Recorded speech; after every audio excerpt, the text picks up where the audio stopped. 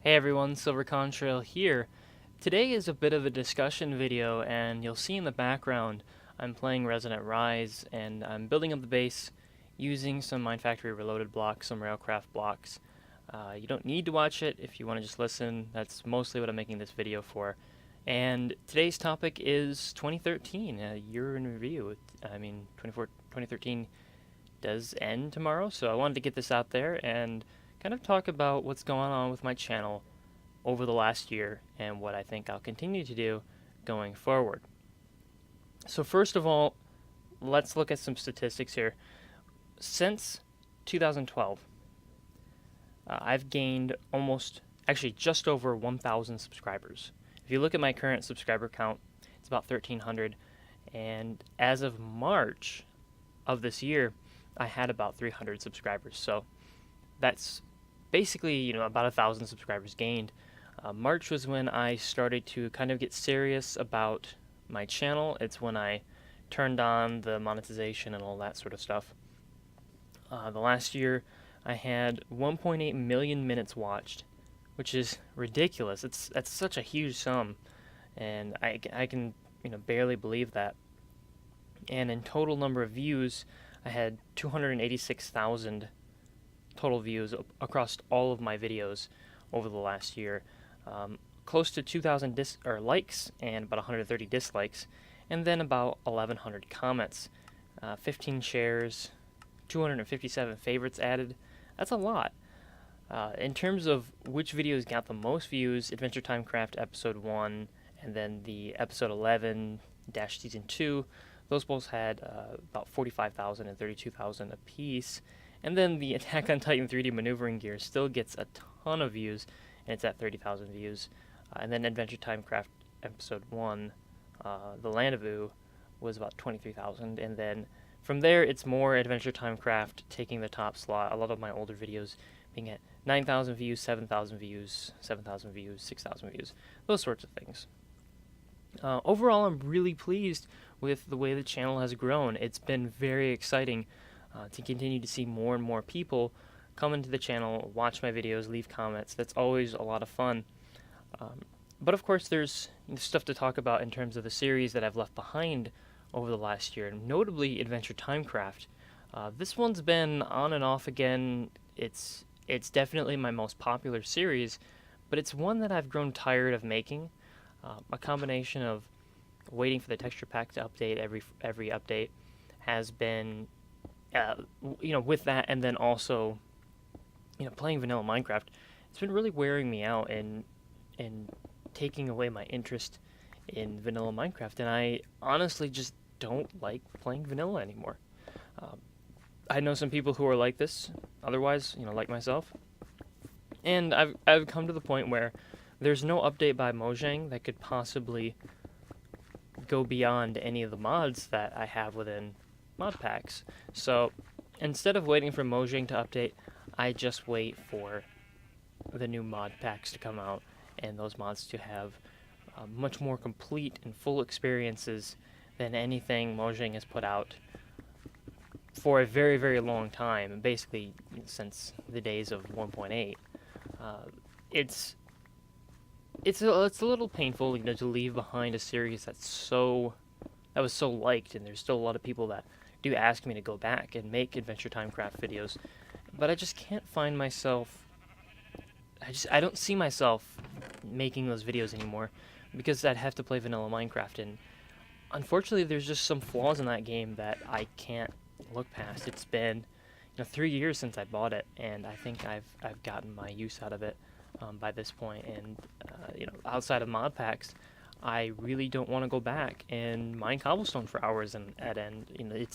It's too tedious at this point. And there's a lot of other Minecraft Let's Players that I think have come to this conclusion, and they either just quit or they go to mod packs. And my solution definitely is to go to mod packs because Minecraft on a whole is fun. It's a good concept. It just needs a little bit of help to get to where it needs to be.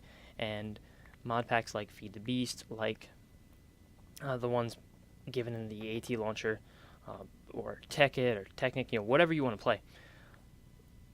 They're really, really good ways to get that that spark of creativity back if you've sort of lost it. If you're tired of mining cobblestone, if you're tired of caving forever, and you just want to do cool things, make cool things, this is the stuff to go to. And there's so much extra stuff within the mod packs too. I started playing Feed the Beast about a year ago, and I loved it immediately. I fell in love with Industrial Craft. I had started actually with Steve's carts, and then I found out that there was this mod pack running around that had Steve's carts in it, and I was like, oh, well, I'll go ahead and get that because it's got extra stuff in it. It's a little bit more stable, I'm sure. So I got that, and I never touched Steve's carts again because I was so obsessed with stuff like Industrial Craft and then Buildcraft and Thermal Expansion. I made a new single player world to kind of mess around with those things, and I loved the Direwolf pack. That was a fun pack. And then eventually I switched to FTB Ultimate and started playing that on a server with some friends, and we toyed around with that, and I really fell in love with Applied Energistics at that point. And the more I got to know all the different mods and how they interacted with each other, the less interested I was in going back to play my vanilla Let's Play. But there was a part of me that still wanted to do that, so during the early part of this year I was still going back and making Adventure Time Craft episodes. I wasn't really enjoying it all that much until I would say until maybe I think April and May. I was really having a lot of fun playing vanilla Minecraft for whatever reason. It just kind of clicked with me, and it said, hey, you should play this because it's a lot of fun. And I actually did enjoy it for a while, and then it sort of fell apart again. And I think part of that was because Feed the Beast had been lagging my client. It's a very difficult mod pack to run. That's definitely an issue, and a lot of people can't run it very well, and they need to be very careful about how they do it. It's a lot harder to run than Minecraft. You're gonna need stuff like Optifine and FPS Plus. Both of those are kind of difficult to install. You kind of have to have a know-how before you go ahead and try those. But once I got my new computer, it became extremely difficult to go back because now I was getting very, very, very good frames in Feed the Beast, and I wasn't interested in going back to vanilla. And so I was playing my Rebuild of Feed the Beast series at about August when I got my new computer, and then just, I think last month, started up the Resonant Rise series, which has been a lot of fun so far, and I hope to continue it for as long as I think Resonant Rise is relevant, and as long as I'm having fun in the world that I'm playing in, which hopefully I will continue to do so. Moving on, I want to talk a little bit specifically about the Resonant Rise Let's Play, since that's what I'm doing a lot of lately. The first thing I want to talk about is how my videos are sort of laid out right now, how I approach the topics of different mods, of complex situations, and the issue is there's basically three different demographics that are watching my videos. There's the beginner players. These are guys who maybe haven't even played the mod pack before. They're watching the videos because they're cool. You build cool stuff. They maybe have a small grasp of what exactly is going on, but they're not necessarily, they're not necessarily watching your videos because they want to see how you set up your Applied Energistics network because they're interested and they want to make one. They're more or less watching it because it's kind of cool to watch people play mod packs. And maybe they are trying to learn. Sometimes there are people who are just starting off, and they're watching a few Let's Plays, and they're saying, hey, this is how you play mod packs.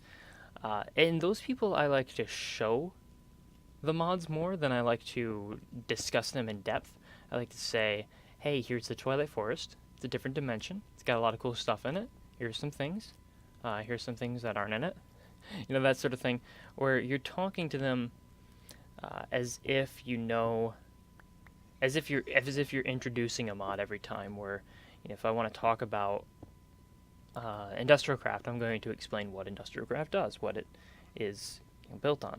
And I imagine that a lot of people that watch my videos are still some of those guys from some of those subscribers from the Adventure Time Craft time, when I would get a lot of views on my videos, which has since died off. And I want to try to explain what's going on to them because I don't feel that it's necessarily fair to change over my channel, put all this technical information out there, and really alienate them. But it may have been the case already. If you watch my views, if you kind of look through the view counts I have, it's very, very rare that I get a Resonant Rise video over 100 views. And this is very different, from the times that I would make Adventure Timecraft, and getting under 100 views was unheard of. After a couple of days at least, it would definitely get seen by a lot of people. So Resonant Rise, definitely a lot less popular, but a lot more fun for me to play, which is unfortunately, the key factor here. I'm not doing this for the money, I'm doing it because it's fun. So that's how things ended up happening that way. The second demographic is the intermediate player. This is a tough group to capture because they're interested in how you're doing things and why you're doing things. They have a grasp of certain mods, maybe not a grasp of other mods. So in some cases, you're giving them a tutorial. In some cases, you're going very in depth in how you're doing something. You're talking about the auto crafting process in Applied Energistics, or you're explaining what OpenBlocks has to offer because maybe they don't know about it. I learn things in Feed the Beast every time I play or watch someone play. Someone always has something new that I've never seen before. Just last night I was playing on a server, and someone used this OpenBlocks chest that follows you around. It sucks up blocks. I'd never seen it before, and it was amazing. And it something I immediately had to build on my own server or on my own world. So for them, it's tough because if you're going into the Twilight Forest like I did in the last episode, and I just talk about, hey, here's a Twilight Forest, it's got all these things in it, they're gonna go, yeah, I've been to the Twilight Forest, I know what's in there, I don't need help. But maybe another mod they do need help, they may have never used forestry, so which is kind of hard to not use forestry. Maybe they haven't used big reactors before. To not explain big reactors and be like, well, they know about big reactors, right? That would be a misstep on my part, because I would guess that a lot of people are somewhat new to big reactors, a somewhat new mod, and so to give a little bit more of a tutorial-like explanation of that, I think is a little bit more important. So they're a weird mixture. The intermediate group is a weird mixture between giving them information of things that are new or going very much in depth in stuff that they know about, and you don't really know which is which between the people that are watching. And then the final group are the advanced players. These are guys who have played the majority of the mods, I guess you could say. They've been playing a lot. These are guys who are programming scripts into turtles by themselves or doing computer craft things. These are guys who are setting up very complex factories and very, very complex setups for Applied Energistics, those sorts of things. These are people like Direwolf who know pretty much the majority of things going on, or if they don't know, they know immediately where to get that information, and they're kind of prowling around YouTube, usually looking for specific information on things, and you can see their comments are very evident. There'll be people who are very articulate about what they want to say, what they want to communicate with, or communicate across, and they'll often pop up on videos where maybe I'm the only one who has information. If you look at my video on the Redstone Arsenal made by King Lemming, you can tell that a lot of people went out and they were looking for information on Redstone Arsenal, while all of my other views are sitting at 50 and 70. That one's up in I think almost 500 now. So you can definitely tell what people are searching for at any given time. But getting all of these crowds together, that crowd, they don't want any introduction. They just want very detailed information, and that's tough to give. Not necessarily going to be the easiest thing to do. And sometimes they're looking around, they're looking for just cool ideas, so they're going to watch maybe a little bit of a Let's Play. They're probably, a little bit like me, they're going to go around and watch a Let's Play and say, hey, that's really cool, I want to do something like that that's similar. If you're looking for, if you're stuck on a project and you don't really know where to go, or maybe you're building a base and you ran out of ideas, you can go watch a Let's Play and immediately get some thoughts on that. So with that in mind, I want to try to appeal to all these groups within my Let's Play, but it's very difficult to do so, for obvious reasons. And I don't feel like I'm doing it successfully because my view count is so low. So I'm going to try to change things up going forward, changing how I introduce mods, how I talk about them, and how detailed I get about them, to kind of experiment and see what people like more. Trying to really focus on giving people information and then also just having fun playing around. I've been watching a lot of Let's Plays for Resonant Rise, for other mod packs, and I liked some of them, I didn't like some of them, and I'm going to try to take some of their methods and apply them to my own, because I think they do a really good job, and I want to do a really good job as well. Going forward into 2014, definitely expect more Resonant Rise. I don't know what else. Waiting for the NVIDIA Shadowplay to let me record and do the Twitch streaming of Minecraft, but they haven't enabled that yet, so it's pretty much all Steam games. As far as other games go, that's definitely within the realm of possibility. It's sort of a request, I guess, if you want to do that. That's fine. And if you're listening this late into my video, I'd just like to say thank you for being there, supporting me, all that fun stuff. This is definitely a side hobby of a side hobby of a side hobby, unfortunately, with my writing being the priority these days, and school being another big priority. So unfortunately, this sometimes gets shafted a little bit, and I wish I could spend more and more time on it. I wish I could do this for a living, that'd be great, but that's very, very outside the realm of realistically things. outside the realm of realism, unfortunately. But hey, I'd like to. It would be nice to be able to do this more consistently, to have more of a valid reason to do so. But yeah, that's about it for me. So once again, thank you for watching, and I hope to see you guys next year. Until next time, then.